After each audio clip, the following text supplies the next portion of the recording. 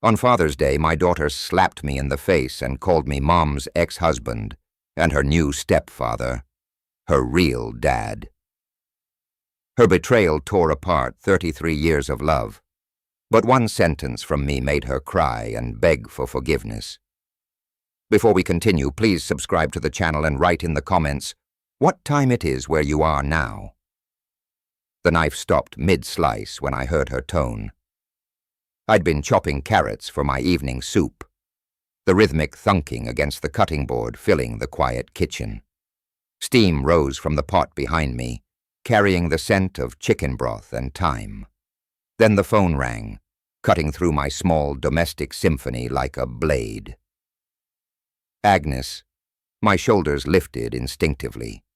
Maybe she was calling to chat, to ask about my day, the way she used to, the way daughters should.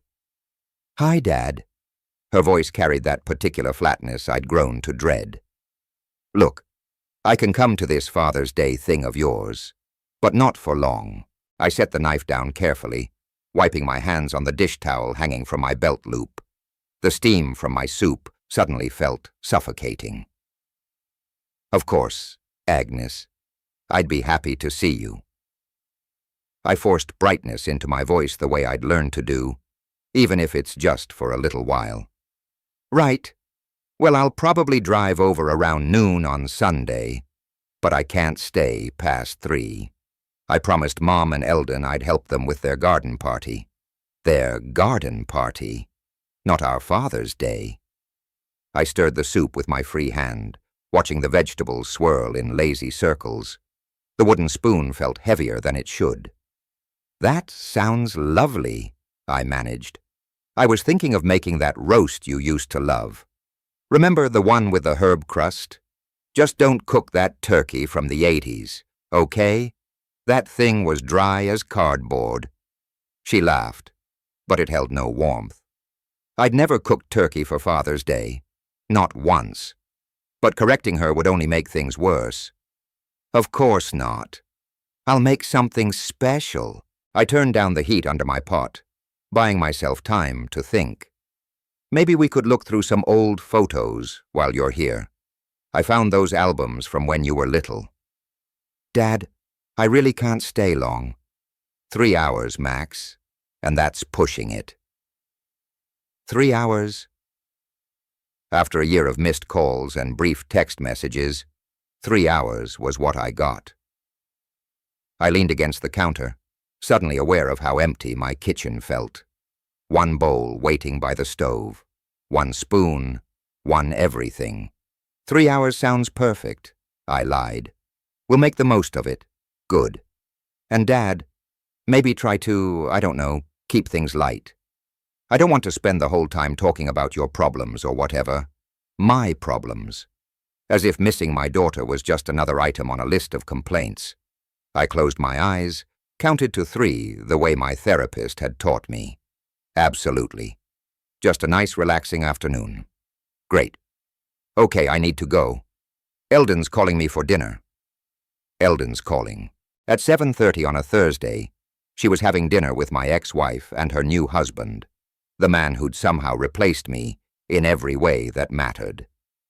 "Give my regards to your mother," I said, though the words tasted bitter. "Will do. See you Sunday, Dad." The line went dead before I could say goodbye. I stood there holding the phone, listening to the dial tone mix with the gentle bubbling from my stove. The carrots on my cutting board had begun to dry out at the edges, half-chopped, abandoned, just like everything else in my life seemed to be. The soup needed tending. I had dishes to wash, bills to sort, a dozen small tasks that filled my evenings. But for a long moment, I couldn't move. Just held that silent phone and stared at my reflection in the dark kitchen window. 3 hours. After everything we'd been, everything we'd shared, I got 3 hours. I finally set the phone down and turned back to my cutting board. The knife felt foreign in my grip, now heavier, but I kept chopping, measuring each slice with the precision I'd learned in 40 years of engineering. Some habits die hard, even when everything else falls apart. The soup would be ready in 20 minutes. 20 minutes. I'd eat it alone like always, while planning what to cook for a daughter who couldn't wait to leave. I abandoned the soup. The vegetables could overcook for all I cared. Agnes's voice still echoed in my kitchen, that casual dismissal cutting deeper than any outright rejection could have. I found myself walking to the living room drawn by something I couldn't name. The photo album sat on the bottom shelf of my bookcase, exactly where I'd left them after my last bout of masochistic nostalgia. My fingers traced the leather spine of the oldest one before pulling it free. Dust motes danced in the lamplight as I settled into my chair. 5 years ago, everything changed. Lost my job, then lost my family. The words rolled through my mind with practiced familiarity.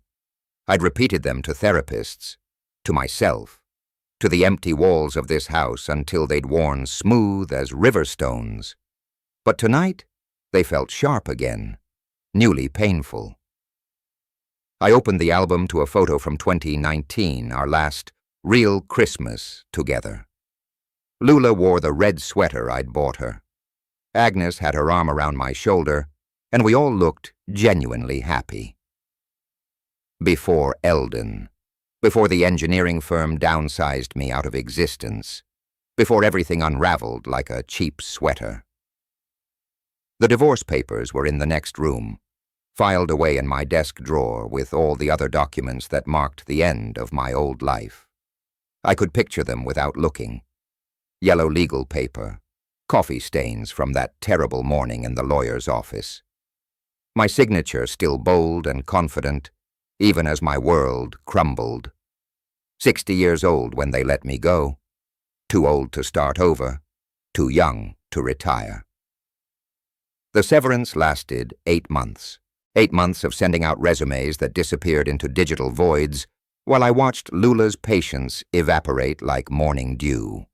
She'd started working late, book club meetings that ran past midnight, long phone calls she took in the other room, her voice taking on a tone I'd never heard before. Lighter, younger. When she finally told me about Eldon, I wasn't surprised, just empty. "He makes me feel like myself again," she'd said, as if 32 years of marriage had erased her identity instead of building it. "He sees potential in me." Unlike me, apparently, the man who'd worked double shifts to put her through graduate school, who'd celebrated every small victory, every promotion, every moment she'd shown. But potential was a luxury we couldn't afford after my job disappeared. I flipped through more photos. Agnes at 10, missing her front teeth, grinning beside the treehouse I'd built her. Agnes at 16, rolling her eyes at my dad jokes, but still laughing despite herself. Agnes at 25 calling me for advice about her first real job. Her voice bright with trust. When had that trust begun to fracture? It started slowly, like rust eating through metal. Phone calls grew shorter. Visits became obligations instead of choices. She stopped asking my opinion and started quoting Eldon's wisdom instead. The successful businessman who'd stepped in to fill the void my unemployment had created. The coffee maker gurgled in the kitchen, a sound I'd programmed to comfort my evening routine. I'd made coffee mechanically while my marriage dissolved, while Agnes gradually shifted her loyalty to a man who could provide what I couldn't. Stability, confidence, a future without question marks. I pulled out another album, this one from Agnes's college years. Her graduation photo showed her beaming beside both her parents, my arm around her waist, Lula holding her other hand. We'd looked like a team then, a family unit, unbreakable. 2 years later, Lula remarried. 6 months after that, Agnes started calling Eldon her bonus dad. The phrase made my stomach turn every time I heard it, as if fathers were interchangeable parts you could swap out when the original broke down. The legal documents felt heavy when I finally retrieved them from my desk. Custody arrangements for an adult daughter, as if love could be scheduled, like a business meeting. Property division that left me with half of nothing. Alimony calculations that assumed I'd find another job, paying what I used to make. I never did. The house settled around me with small creaks in size, a 60-year-old man's symphony of solitude. I spread the photographs across my coffee table like tarot cards, trying to read the future in faces that had once looked at me with unqualified love. One photo made me pause. Agnes at 7, chocolate ice cream smeared across her cheek, her small hand gripping mine as we walked through the zoo. I'd been her hero then, her protector, her first and most important love. Now I was the obligation she squeezed in before more important engagements, the faded father she tolerated out of duty rather than desire. I gathered up most of the photos, filing them back into their albums with careful precision, but I kept that zoo picture, holding it up to the light. Agnes's gap-toothed grin looked back at me, trusting and pure and completely mine. 3 hours on Sunday, I'd take what I could get. The zoo picture trembled in my hands as I settled deeper into my chair. Agnes couldn't have been more than 7 in this shot. Chocolate ice cream smeared across her cheek like war paint. Her tiny fingers gripped mine with absolute trust while we stood before the elephant enclosure. I remembered that day perfectly. How she'd gasped when the baby elephant trumpeted. How she'd insisted on riding my shoulders for the entire walk back to the car. "You're my superhero, Daddy," she declared that afternoon, her arms wrapped around my neck as I carried her through the parking lot. "You're the strongest man in the whole world." The strongest man. I almost laughed at the bitter irony. By the time she turned 12, she was defending me to classmates who mocked my ancient Honda. "My dad's car is vintage," she'd announced with fierce pride, chin jutted out like a tiny warrior. "It's got character." She'd inherited my stubborn streak, that refusal to back down when something mattered. High school brought different challenges, but she still came to me first. Boy troubles, college applications, career dreams. I was her sounding board, her trusted advisor. Even when Lula dismissed her ambitions as unrealistic, Agnes would find me in my workshop, perch on my tool bench, and lay out her hopes like blueprints. "You always believe in me, Dad," she'd said during one of those late-night conversations, "even when I don't believe in myself." I sat down the photo and walked through the house, touching objects connected to those memories.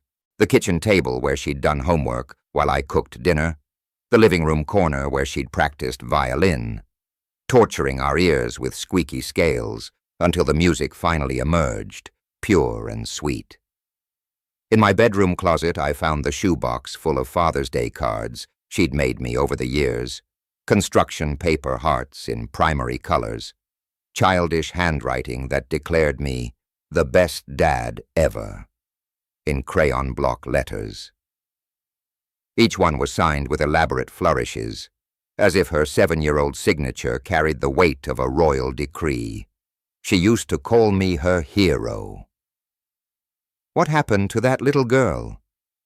The answer lurked in my more recent memories, the ones I tried not to examine too closely. Agnes, at 28, comparing my advice unfavorably to something Eldon had said. Agnes, at 30, asking me to contribute to her down payment, but mentioning that Eldon had already covered most of it. Agnes, at 32, the first time she'd referred to him as more like a real father. That phrase had hit me like a physical blow. I'd raised her from age 2 when Lulu and I adopted her from the foster system, taught her to ride a bike, attended every school play, stayed up nights when she had fever or nightmares or teenage heartbreak. But somehow, in 3 short years, a man who'd bought his way into our lives had become more real than the father who'd loved her unconditionally for 3 decades. The kitchen timer chimed from the other room. My abandoned soup probably ruined by now, but I couldn't bring myself to care. I was lost in the systematic destruction of everything I'd thought permanent. Eldon had resources I'd never possessed, money for elaborate vacations, connections for career advancement, the kind of social confidence that came from never doubting your place in the world. When Agnes graduated with her MBA, he'd thrown her a party at his country club. When she got promoted, he'd taken her to celebrate at restaurants I couldn't pronounce, let alone afford. I'd offered what I could. Homemade dinners, long walks, the kind of steady presence that doesn't photograph well for social media. But steady presence couldn't compete with wine tours in Tuscany or networking events with industry leaders. The change accelerated after my job loss. Agnes's phone calls became shorter, her visits more perfunctory. She'd arrive for obligatory holiday dinners and spend the time texting, fielding calls from her bonus family about more exciting plans. I became the warm-up act before the main event. Now I was planning Sunday's menu with the desperate precision of a man running out of chances. Her old favorites: garlic mashed potatoes, green bean casserole, the chocolate chip cookies she used to help me bake. Maybe familiar tastes would trigger familiar feelings, remind her of who we used to be together. I'd pulled out the good china, the set Lula had left behind, set 2 places at the dining room table like an optimist or a fool. I wasn't sure which. 3 hours. In 3 hours, I'd try to compress 33 years of fatherhood into something Agnes might actually remember fondly. The grandfather clock in the hallway chimed 10:30. I should go to bed, get some sleep, before facing my weekend of desperate hope. But I knew rest wouldn't come easily tonight. I turned off the lamp, zoo pictures still clutched in my hand, and headed for the stairs. Agnes's room waited at the end of the hall exactly as she'd left it 5 years ago. Sometimes I stood in her doorway and tried to remember what it felt like when she lived here, when coming home meant coming to me. 3 hours to prove I still mattered. 3 hours to compete with a lifetime of steady erosion. I climbed the stairs slowly, my knees protesting the late hour. Tomorrow I'd shop for ingredients, clean the house until it sparkled, prepare for my daughter's brief return to the life she'd outgrown. But tonight I just held her picture and wondered if love was enough, when everything else had failed. The next afternoon found me elbow deep in my back garden, attacking the weeds with more vigor than they deserved. I'd spent the morning replaying Thursday's phone call, analyzing every word for hidden meaning. 3 hours she'd said it like she was doing me a favor, rationing her time like precious medicine. But at least she was coming. At least I'd have that. The sound of a car door slamming made me freeze mid-pole on a stubborn dandelion. I wasn't expecting anyone. Deliveries came to the front.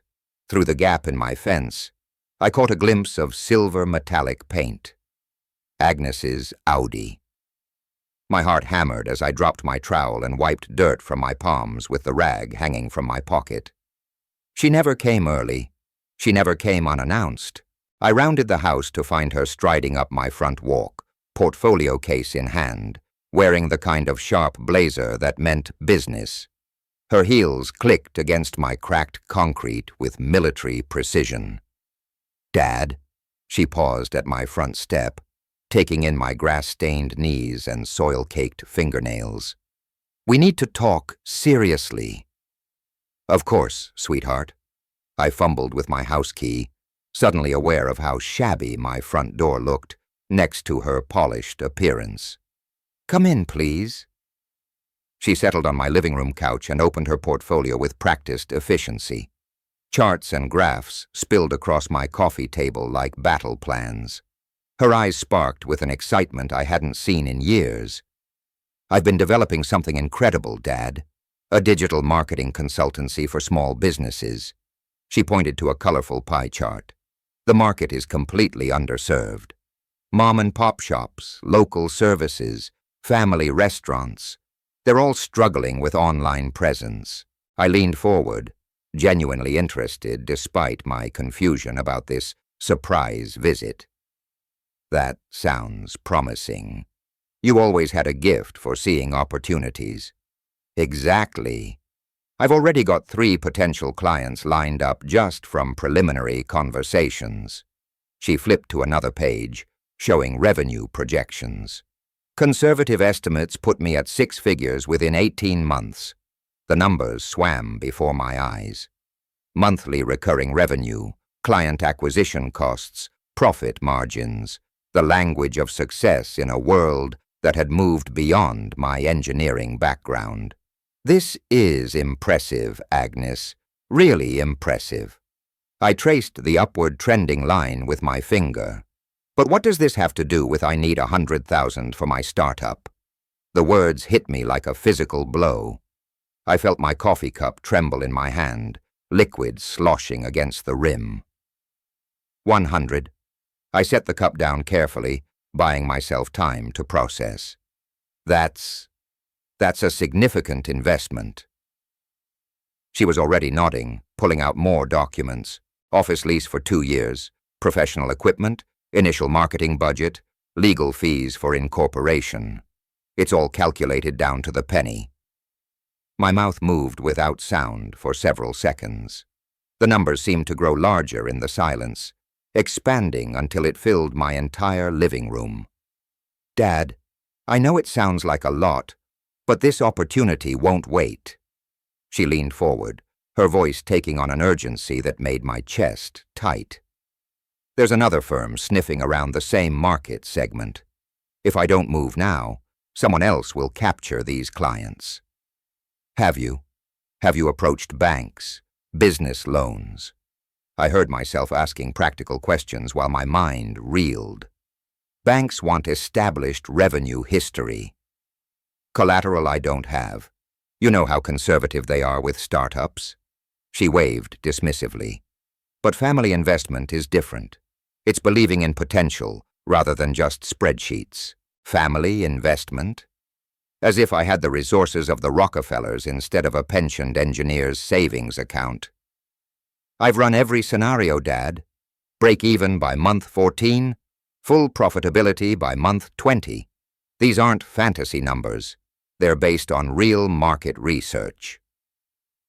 She continued talking, her voice gaining momentum as she outlined client acquisition strategies and competitive advantages. I nodded at appropriate intervals, made encouraging sounds.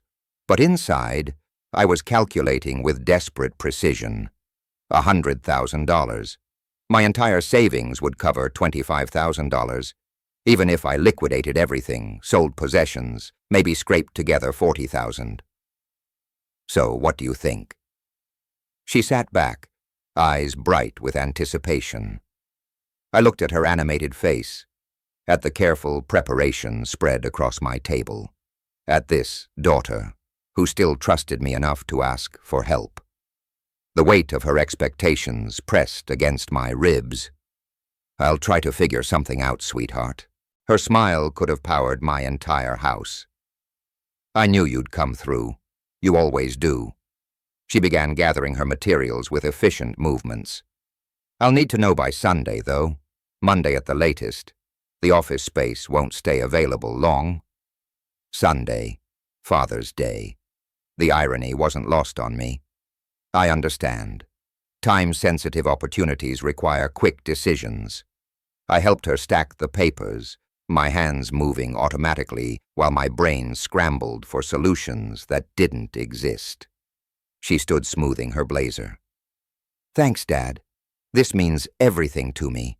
Finally, I can prove what I'm capable of." I walked her to the door, watching her confident stride back to her car. She turned at the driver's door and waved, her face radiant with certainty that I'd make this impossible thing happen. The Audi disappeared around the corner, leaving me standing in my doorway with her business plan clutched in my dirt-stained hands. The afternoon sun felt too bright, the suburban silence too complete. $100,000. I'd promised my daughter the moon when I could barely afford candles. The business plan felt heavier with each step toward my home office. I closed the front door and walked directly down the hallway, past family photos that seemed to mock me with their frozen moments of financial security. My office was really just the smallest bedroom converted after the divorce when I couldn't afford to keep the larger house. The wooden desk creaked as I settled into my chair, spreading Agnes's documents beside my outdated computer. While it booted up with mechanical wheezing, I pulled out my reading glasses and opened the filing cabinet labeled Banking, $25,000. That's everything I have. The number had been running through my head since Agnes left, but seeing it confirmed in black and white made my stomach clench. 5 years of disciplined savings since the divorce. Every small sacrifice, every skipped restaurant meal, every postponed purchase had contributed to this modest pile of security. My primary checking account showed $3,047 monthly expenses, money carefully budgeted to last until the next pension deposit. The savings account held 1850s, my pride and shield against emergencies. In the small safe behind my desk, I kept $300 in cash for situations when banks weren't accessible. Total liquid assets, $2,497. Rounded up, $25,000, $75,000 a short. I pulled up my retirement account next, watching the browser slowly load. $127,000 stared back at me from the screen, but it might as well have been on the moon. Early withdrawal penalties would consume nearly half, and I'd still need to explain the hardship to the IRS. My calculator, worn smooth from years of engineering calculations, clicked under my fingers as I ran numbers that refused to improve. Home equity, maybe $85,000, but selling would take months and leave me homeless. My Honda was worth perhaps $8,000 in trade. The furniture Lula had left behind might bring a few thousand at estate sales. Even liquidating everything I owned, I couldn't reach Agnes's target. I opened each account methodically, double-checking balances I already knew by heart. The slow internet connection made every page load feel like Judgment Day approaching in increments. Each number confirmed what my gut had known from the moment Agnes said those 3 words. 100,000 was beyond my reach.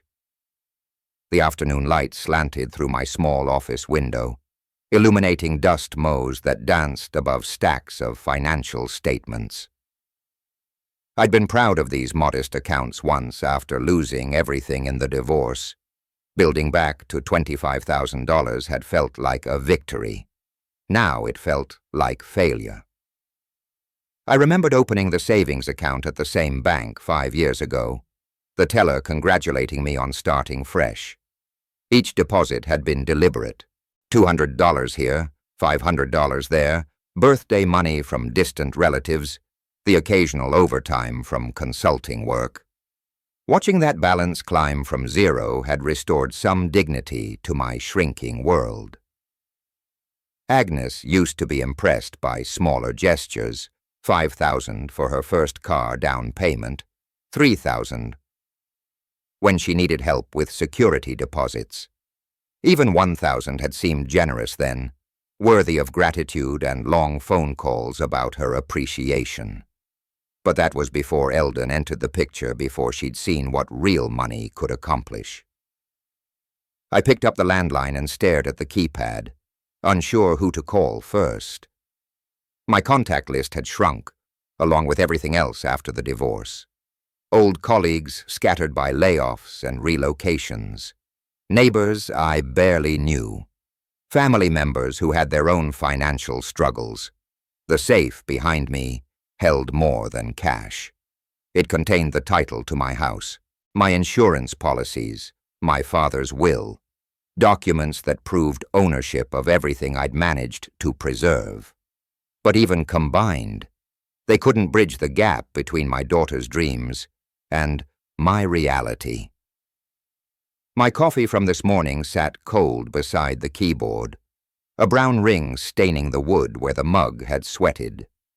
The wall clock ticked steadily toward 5 o'clock, each second carrying me closer to Sunday's deadline. I pushed back from the desk and rubbed my eyes beneath my glasses. The numbers on the screen blurred together, but the math remained brutally clear. 25,000 available immediately. Maybe another 10 or 15 if I sold everything and took penalties. Still impossible. But I'd promised Ignis I'd figure something out. She'd driven away, confident in my ability to make miracles happen, the way fathers were supposed to do, the way I'd always managed before, when the problems were smaller and the solutions within reach. I picked up my pen and wrote the numbers on a legal pad, as if seeing them in my own handwriting might reveal some option I'd missed. $100,000 needed, $25,000 available, $75,000 gap. The gap looked even wider on paper. Saturday morning found me at my kitchen table with coffee, a contact list, and diminishing hope. I'd spent Friday evening writing down every person who might possibly help. Sleep had been elusive, and I'd risen before dawn to prepare for what felt like the most important day of my life. The coffee was too strong, my nerves too raw, but I needed the caffeine to face what lay ahead. By 9 o'clock, I was walking into First National Bank, documents tucked under my arm like shields against inevitable rejection. The loan officer, a woman young enough to be Agnes's sister, examined my paperwork with professional courtesy that couldn't hide her skepticism.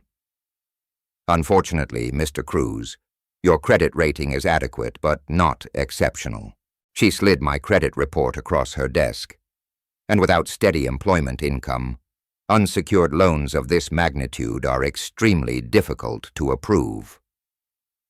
I'd known this was likely, but hearing it confirmed felt like a punch to the chest. What about a home equity line of credit? That's possible, but the application process typically takes 4 to 6 weeks. Even expedited processing requires 3 weeks minimum. She consulted her computer screen. Plus, we'd need a current home appraisal, income verification, and debt-to-income calculations. 3 weeks. Agnes needed an answer by Sunday. By 11, I was driving across town to meet Jerry, my former colleague from the engineering firm. We'd worked together for 15 years before the downsizing scattered us like leaves. The coffee shop he'd suggested was nearly empty, fluorescent lights buzzing over vinyl booths that had seen better decades. Winfred. I'd help if I could, but things are tight everywhere. Jerry stirred his coffee nervously, avoiding eye contact. Sarah's medical bills from last year wiped out most of our savings. I might be able to manage 2,000, maybe 3 if I push it. 2,000. I thanked him and meant it, but the number felt like trying to fill the ocean with a teaspoon. The drive to Mike's house took 40 minutes through suburban streets that all look like my own.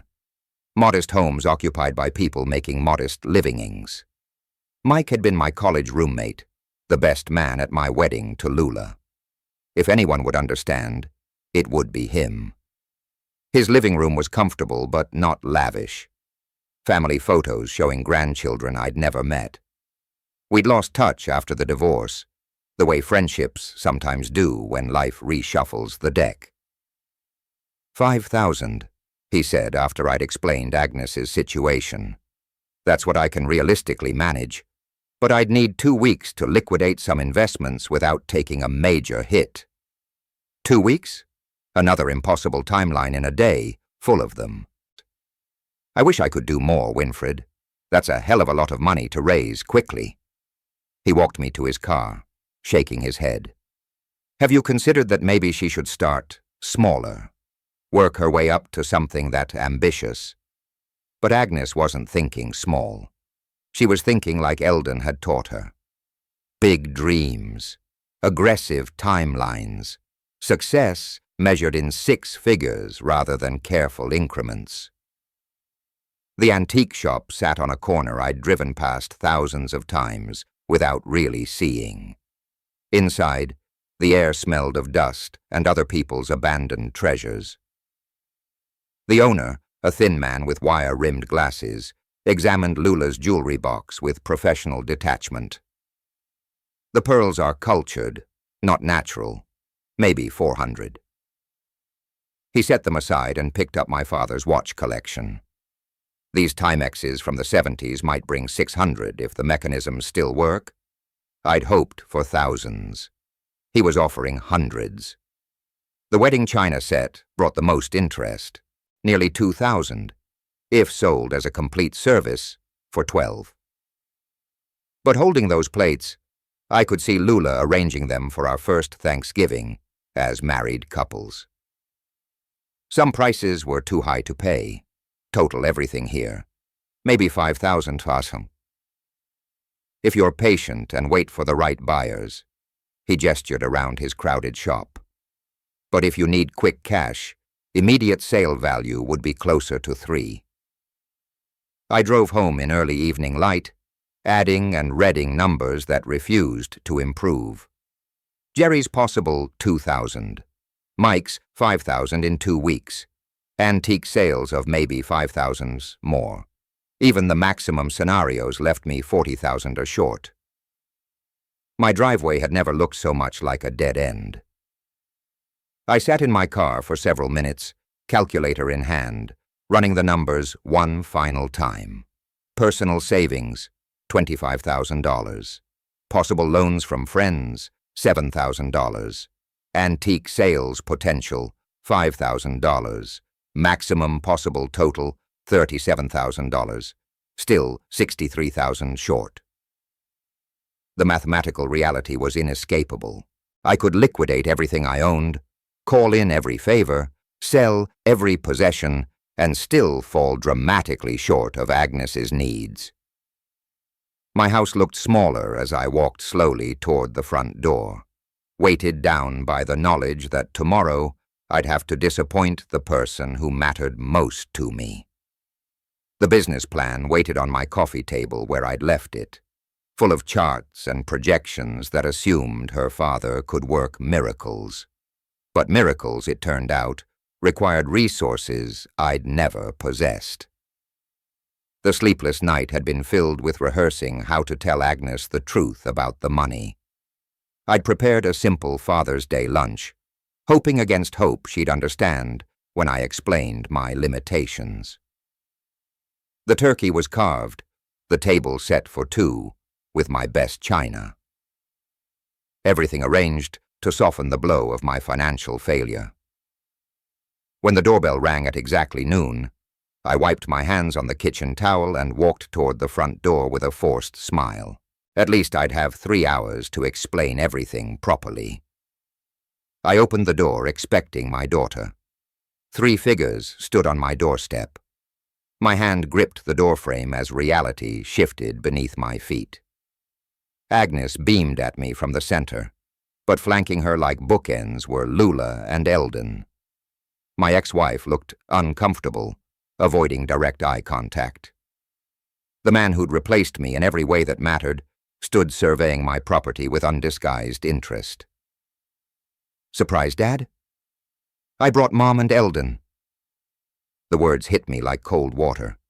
I stumbled backward a step, my carefully planned day dissolving into nightmare. Hi, Winfred. Lula's voice carried forced cheerfulness. I hope you don't mind. Eldon stepped forward without invitation, his gaze sweeping across my modest front hallway. Interesting little place. Very cozy. Cozy the way you describe a child's playhouse or a quaint bed and breakfast, not a grown man's home. Of course not, I heard myself saying, muscle memory of politeness overriding shock. Please come in. They filed past me into my living room and suddenly the space I'd thought adequate felt cramped. Eldon moved with the confidence of ownership, touching the spine of a book, adjusting a picture frame, settling into my usual armchair as if he belonged there. Agnes twirled in the center of the room, arms spread wide. Isn't this perfect? All my family together for Father's Day. All her family. The phrase cut deeper than intended.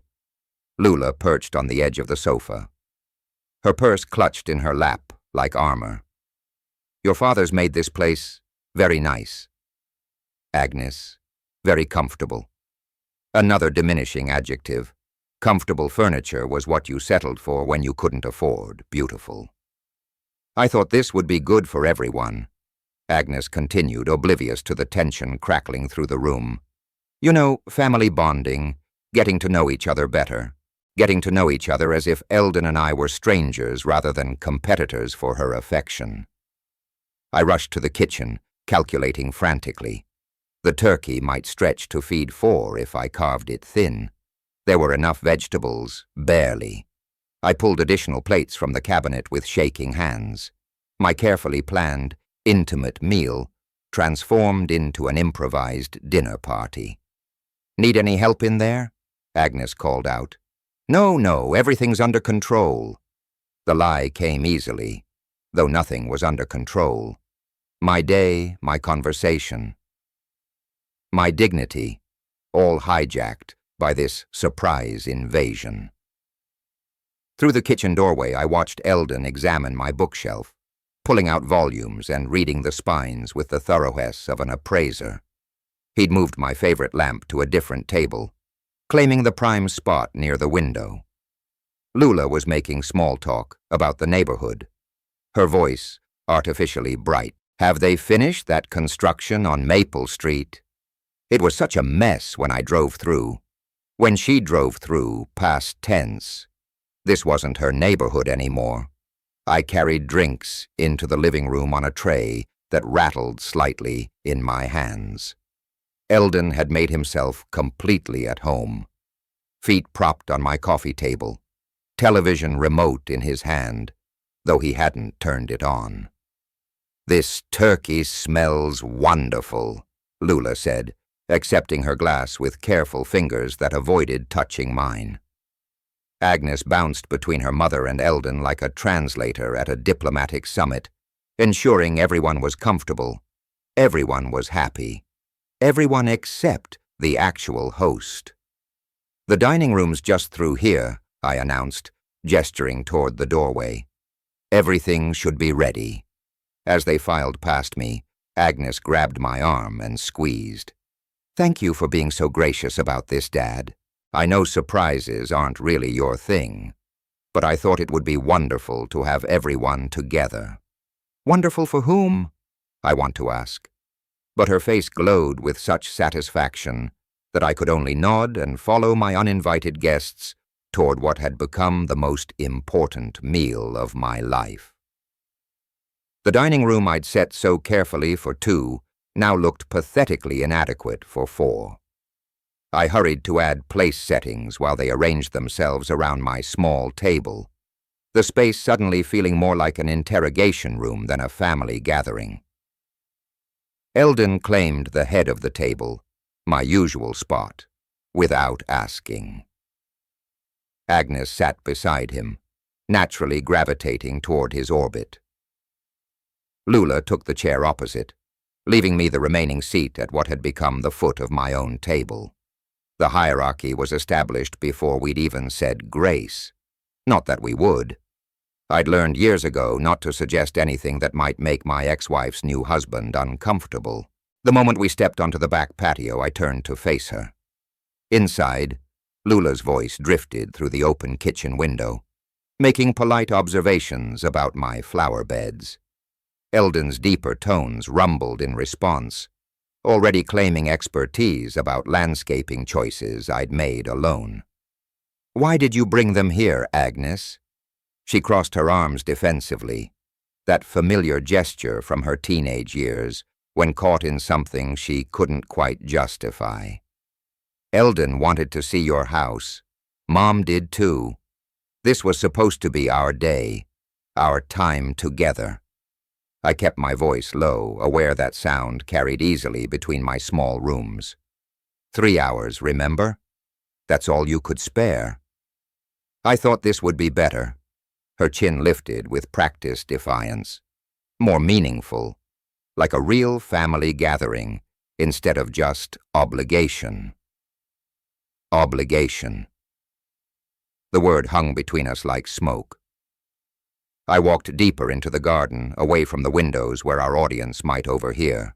Agnes followed, her heels clicking against the stone path I'd laid myself 5 years ago. You planned this. It wasn't a question. The surprise bringing them both. This wasn't spontaneous. She fidgeted with her earring, a tell that remained from childhood. Eldon thought it would be good for everyone to spend time together. You know, blended family bonding. Blended family. Another phrase that erased my singular importance in her life. What did you tell them about our conversation yesterday? I pressed about your business plans. Nothing yet. She glanced toward the house, checking that we weren't being observed. I wanted today to go well first. You know how Mom gets about business talk. Relief flooded through me, followed immediately by fresh dread. If she hadn't mentioned the money yet, that conversation was still coming with an audience. Agnes, about what we discussed yesterday. We can talk about that later, Dad. Right now I just want everyone to get along. She checked her watch. An expensive piece I didn't recognize. Besides, there's plenty of time to work out the details. Work out the details. As if my financial impossibility were merely a scheduling conflict. A burst of laughter came from inside. Eldon's voice, rich with amusement at some observation I couldn't hear. Agnes smiled reflexively at the sound. He's really trying, you know, she said. This isn't easy for him either. Coming to his well to your house. His what? Wife's ex-husband's house. Territory he'd already conquered. The pause revealed more than any completed sentence could have. I appreciate the effort, I lied. But next time, perhaps a little warning would be, there won't be a next time if today goes badly. Her tone shifted, becoming sharper. I'm trying to build something here, Dad. Something that works for everyone, but that requires flexibility from all parties. All parties. I was a party to negotiations in my own life. I thought you'd be happy, she continued, warming to her theme. Having your whole family here for Father's Day. Isn't that what fathers want? Their children surrounded by people who love them. People who love them. The category apparently now included Eldon. Through the window I could see him examining my kitchen cabinets, opening doors to check the contents. Lula hovered nearby, torn between stopping him and avoiding conflict. He was mapping my domestic territory with the thoroughness of a general planning occupation. Your phone's buzzing, Agnes said, nodding toward my pocket. I pulled it out, expecting some rue call or neighborhood notification. Instead, I found 3 missed calls from Jerry, the colleague who'd offered to help with loans. My heart hammered as I realized what this might mean. I should take this, I mumbled. But Agnes was already walking back toward the house. Don't be long, she called over her shoulder. Lunch is getting cold, and Eldon hates cold food. Eldon hates cold food. In my house, my preferences had become secondary to those of a man who'd invited himself to my table. I followed her toward the back door, phone heavy in my pocket. Whatever Jerry had to say would have to wait. Right now, I had to return to my own dining room and play gracious host to the people who were systematically dismantling my relationship with my daughter. But as we approached the house, Agnes turned back one more time. I really hope this works out, Dad. For everyone's sake. The warning in her voice was unmistakable. Sometimes you have to adapt to new family dynamics. That's just how life evolves. Life evolves. My role had evolved from father to supporting cast member in my daughter's expanding family drama. The voices inside grew louder as we reached the door. Eldon was holding court about something, his voice carrying the authority of a man accustomed to being heard. Lula laughed at appropriate intervals, playing her part in this performance. I was about to rejoin them and discover exactly how far my evolution had progressed. Agnes pushed through the back door with cheerful energy. "Lunch is ready, everyone." I followed her inside, noting how naturally she'd assumed the role of co-host in my own home. Eldon rose from where he'd been examining my spice rack, while Lula carefully returned a photograph to the counter. A picture of Agnes's graduation she'd been studying with unreadable expression. The dining room felt smaller, with 4 people crowding around my modest table. I'd hastily added the extra place settings, but the mismatched chairs and cramped quarters advertised my bachelor inadequacy. Eldon settled into the head chair, my chair, with the casual assumption of someone accustomed to taking the best seat. Agnes slid in beside him, leaving Lula across from her and me, relegated to the foot of my own table. "This looks delicious, Winfred," Lula offered, her voice carrying forced brightness. "You always did know your way around a turkey. Turkey's a bit dry, but not bad for home cooking." Eldon's fork dissected the meat with surgical precision. "Most people overcook it. Easy mistake to make without proper equipment. I managed fine, got used to it over 5 years." The words came out more defensive than intended. Agnes shot me a warning look while cutting her portion into precise pieces. "Curious how you manage such a big house alone," Eldon continued, his gaze sweeping the dining room with appraiser's eyes. "Must be quite the challenge maintenance-wise." "The house isn't that big," I replied carefully, spooning cranberry sauce with hands that wanted to shake. "Just right for 1 person.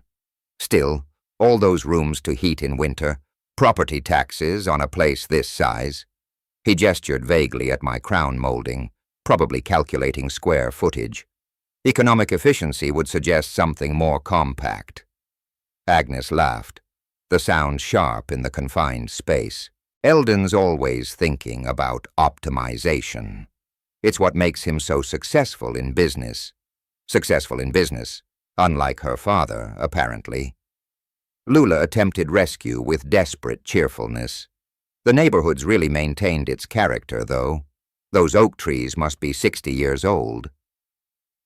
"Mature landscaping definitely adds value," Eldon agreed. "Though I noticed the gutters could use attention, and that front step has quite a crack developing." Every observation was a small blade precisely placed. My house wasn't just a home. It was evidence of decline, of a man unable to properly maintain what he owned. I focused on carving more turkey, the knife feeling heavier with each slice. The meal I'd prepared with such care was being consumed by people inventorying my failures. "Dad always makes the best holiday meals," Agnes said, though her voice lacked conviction. "Remember that Christmas stuffing, Mom, with the chestnuts?" "That was wonderful," Lula agreed quickly. "You always put so much thought into the details." "Details matter," Eldon observed, reaching across me without asking to access the salt. "Though sometimes it's more efficient to delegate.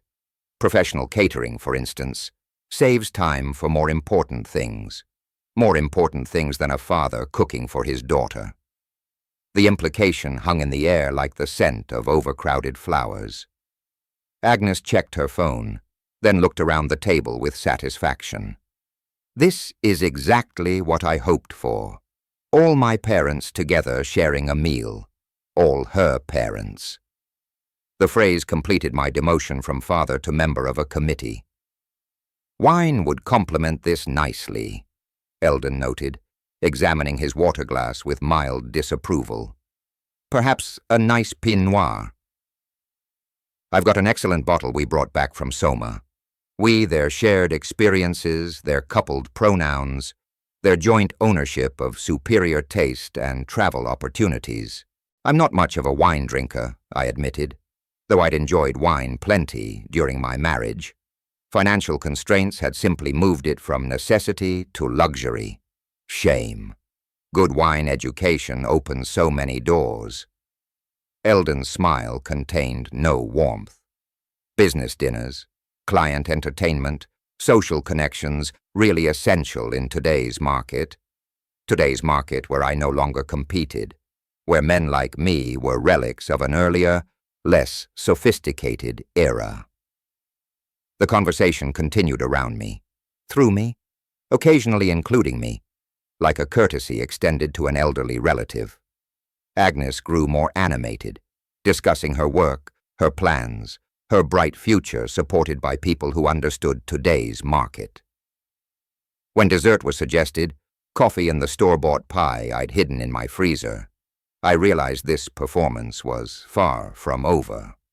The phone in my pocket buzzed again.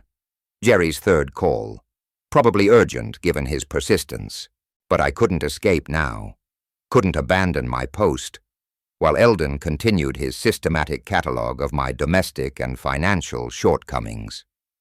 Coffee sounds perfect, Agnes declared, rising to clear plates with efficient movements. Dad, you sit. Mom and I will handle the cleanup. Even the cleanup was being managed by others in my own home. I remained in my exile at the foot of the table while Eldon leaned back in my chair, surveying his conquered territory with visible satisfaction. Soon, very soon, Agnes would remember the money conversation we hadn't finished. And when that moment came, I'd have to confess my failure in front of the man who'd already replaced me in every other way that mattered. Coffee cups sat empty around the table as Agnes checked her watch with visible satisfaction. We should stay a bit longer, she announced, settling back into her chair beside Eldon. Make this a real family afternoon. The meaningful glance she exchanged with him sent ice through my veins. This wasn't spontaneous hospitality. It was orchestrated timing for something I couldn't yet see coming. Eldon reached into his jacket pocket with theatrical precision, his fingers closing around something that made him smile. The gesture had the weight of ceremony, like a magician preparing his finale. Actually, Agnes, before we get too comfortable, he withdrew a folded check with flourish, worthy of a game show host. I have something for you. The paper made a crisp sound as he placed it on my table, right beside the coffee stain that was slowly spreading across the wood.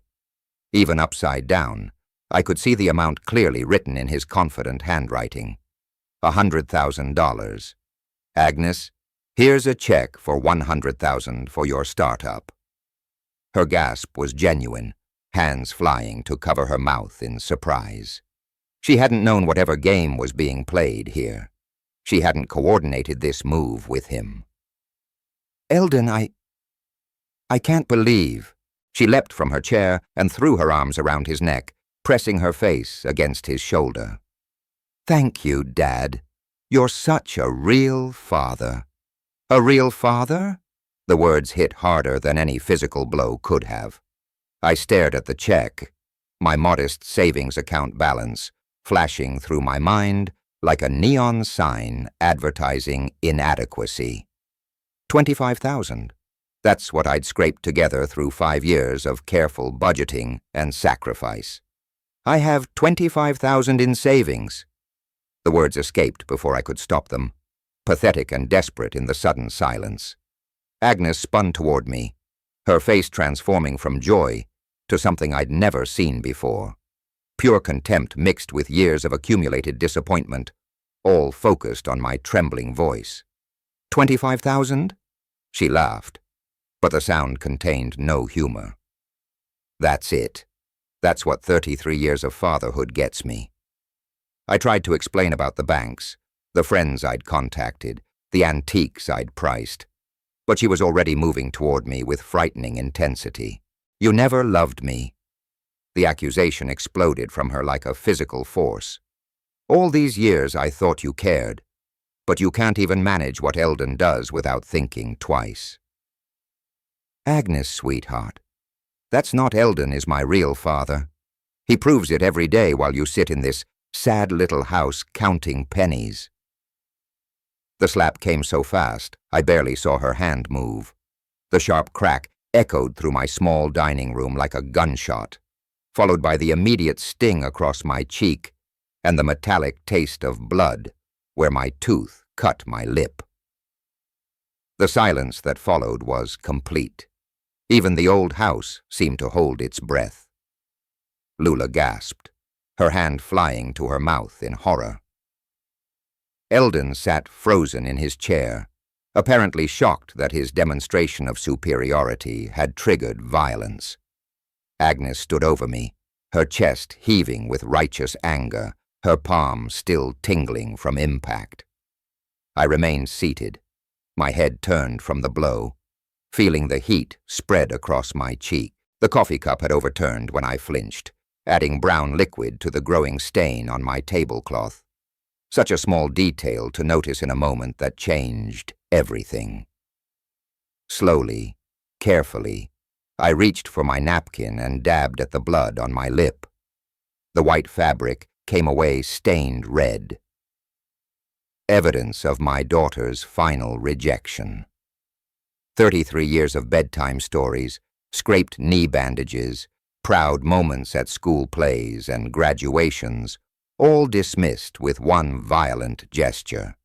But as I sat there tasting blood and feeling the burn across my face, something shifted inside me. The blow had been meant to finish me, to demonstrate my complete irrelevance in her life. Instead, it had freed me from the last constraint, holding back my final weapon. I stood slowly, my full height restored despite the physical assault. Agnes remained defiant before me, still convinced she held all the power. Eldon watched from his stolen position at my table, his satisfaction tempered by discomfort at the violence he'd instigated. Lula stared at her daughter with dawning horror, as if seeing a stranger wearing Agnes's face. The check lay forgotten on my table, its zeros meaningless now because I held something worth far more than money. The truth that would change everything Agnes thought she knew about love, family, and what it meant to be a real father. I wiped the blood from my lip with deliberate precision, each movement calculated to reclaim the dignity stolen by that slap. The dining room held its breath. Agnes stood before me in triumphant rage, certain she'd delivered the killing blow to our relationship. Eldon remained seated in my chair, his earlier confidence flickering as the violence registered. Lula watched her daughter with growing horror, finally seeing the cruelty beneath the polished exterior. I straightened to my full height and looked directly at Agnes, my voice steady despite the metallic taste in my mouth. "You're right, Agnes. I'm not your real father." The words hung in the air like smoke from an explosion. Agnes's defiant expression wavered, confusion replacing righteous anger. "What? What do you mean?" I let the silence stretch, watching understanding begin to dawn in her eyes. 33 years of deception were about to crumble in the space of a few sentences. "We took you from the orphanage when you were 2 years old." Her face went white. The hand that had struck me moments before now trembled against her chest. "That's not possible." Her voice cracked on each word. "You're lying. Mom, tell him he's lying." Lula's tears had already begun streaming down her cheeks as she shook her head slowly. "It's true, sweetheart. We wanted to tell you, but the years kept passing, and it never seemed like the right time." Agnes's legs gave way. She groped blindly for her chair, missing it entirely, and stumbling backward until she hit the wall. The sound of her body against the plaster echoed through the room. 2 years old, she whispered. I've been all this time, I never. Your birth parents couldn't care for you. I continued, my engineer's precision serving me well in this moment of ultimate revelation. Social services placed you with us for adoption. We loved you from the first moment we saw you. Scared, tiny, clinging to a stuffed rabbit that had seen better days. Eldon's smug expression had completely evaporated. He sat motionless in my chair. Finally understanding he'd inserted himself into a family dynamic far more complex than he'd imagined. For 33 years, I've been your father by choice, not biology. My voice grew stronger with each word. Every night I checked on you when you had nightmares about the place before us. Every scraped knee I bandaged. Every school play I attended. Every moment of pride in your accomplishments. None of it was required by blood. Agnes slid down the wall until she was sitting on my dining room floor. Her expensive clothing wrinkled and her carefully styled hair disheveled. You chose me every single day. I knelt beside her, ignoring the ache in my knees. When you were 5 and afraid of monsters under the bed.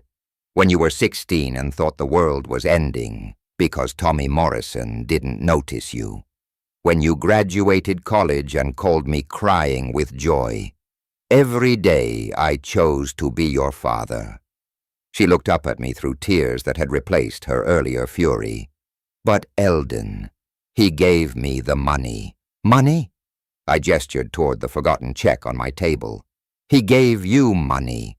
I gave you a life, a name, a family, an identity. I gave you 33 years of loving a child who wasn't mine by any definition, except the ones that matter. Lula moved closer, her own tears falling freely. We thought about telling you so many times, especially after the divorce, but you were already struggling with the family changes, and we didn't want to add another trauma. Eldon finally found his voice, though it lacked its earlier authority. I didn't know. Agnes never mentioned. Because she didn't know, I said, simply. No one outside this family knew except the lawyers and social workers, and they're bound by confidentiality. As far as the world was concerned, Agnes was our biological daughter. Agnes reached up with shaking fingers to touch the red mark her slap had left on my cheek. You let me hit you. You let me call you a failure, say you weren't my real father, because I wanted you to understand the difference between real fatherhood and biological accident. I caught her hand gently. Eldon became your mother's husband and gained you as part of the package. I chose you before I ever met you. Sight unseen just because you needed a family. The check rustled in the air conditioning, a sound that seemed absurdly loud in our small circle of revelation. All of Eldon's money, all his displays of material superiority, meant nothing in the face of 3 decades of chosen love. Agnes stared at me with new eyes, seeing perhaps for the first time the man who had fought to adopt her, who had loved her without obligation, who had sacrificed and saved and worried and celebrated every milestone of a life he'd chosen to nurture. I struck the man who saved me from an orphanage, she whispered, the full weight of her actions finally settling on her shoulders. Agnes remained on my dining room floor for several minutes, her sobs the only sound breaking the heavy silence. I stayed kneeling beside her while she processed 33 years of her life through this new lens. Lula hovered nearby, maternal instincts warring with uncertainty about how to comfort a daughter whose world had just shattered. Even Eldon sat quietly, his earlier dominance completely deflated. Finally, Agnes lifted her tear-streaked face to mine. All those years, You never told me I wasn't your blood, but you loved me anyway. You were never not my blood, I corrected gently. You became my blood the moment I signed those adoption papers. Biology is just the starting point. Love is what makes family. She struggled to her knees, then reached up to touch the mark her hand had left on my cheek with trembling fingers. Oh my, what have I done? Forgive me, Dad. The word Dad sounded different now, weighted with new understanding rather than casual dismissal. You loved me, without knowing I wasn't your blood, she continued, her voice breaking with each word. You chose me when my real parents couldn't. You saved me from whatever would have happened if I'd stayed in that system. I helped her to her feet, my old knees protesting, but my heart lighter than it had been in years. You've always been my daughter, Agnes. Always. She threw her arms around me with desperate intensity, the embrace of someone who had nearly lost everything precious and only just realized its value. I'm so sorry. I compared you to him like money was love, like providing was the same as caring. Over her shoulder I could see Eldon sitting motionless in my chair, the check still visible on my table, but forgotten by everyone in the room.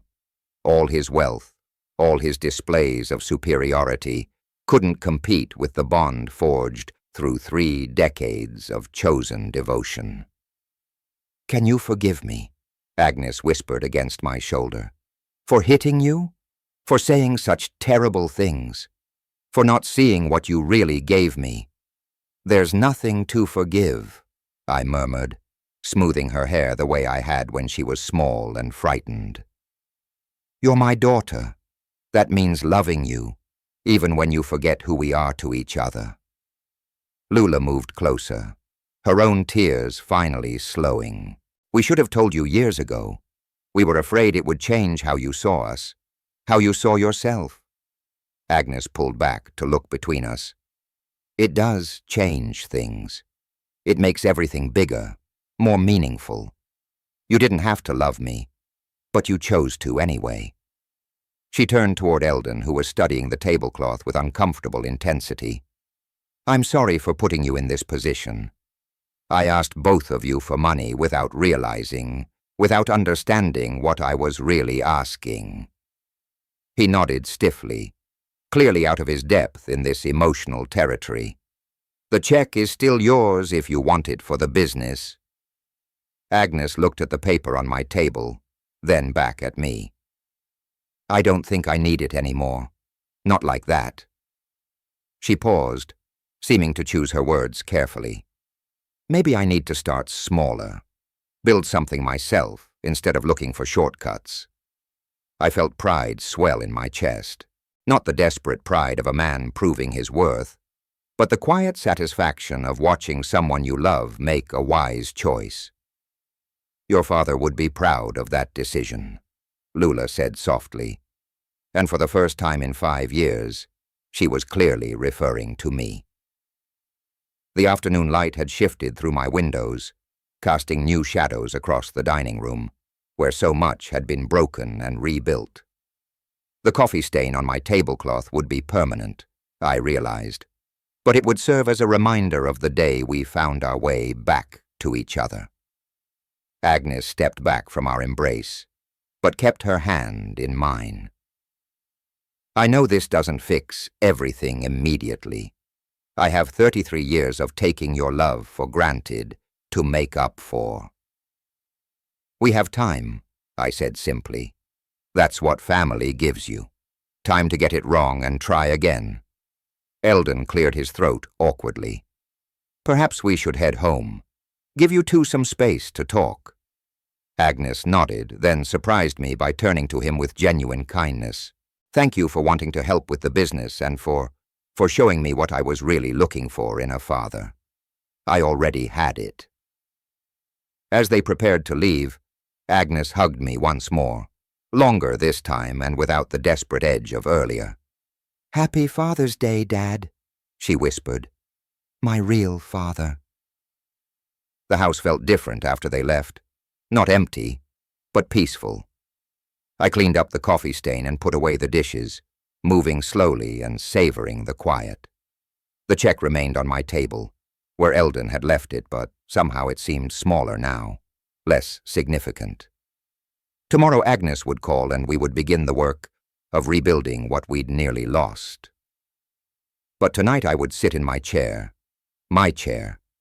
and remember the weight of my daughter's arms around me and the sound of her calling me Dad with new understanding of what the word really meant. If you like this story, please like this video. Subscribe to the channel and share your impressions of this story in the comments.